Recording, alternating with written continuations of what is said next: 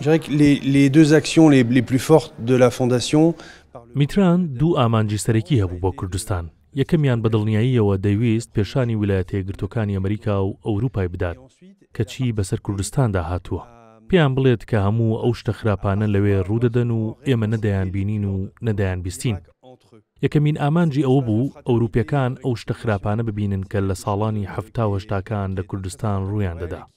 دووەم ئامانجی دروستکردنی هاوڕێتیەکی پتە بوو لەگەڵ خەڵکی کوردستان و وەجەختی لەسەر ئەوە دەکردەوە کە تاڵەبانی و بارزانی پاڵپشتی یەکتر بن و کاری باش بکەن بۆ وڵاتەکەیان. ئێستاش ئێمە لێرە چەندین ڕاهێنان و چالاکی تایبەت بە گەنجانمان هەیە.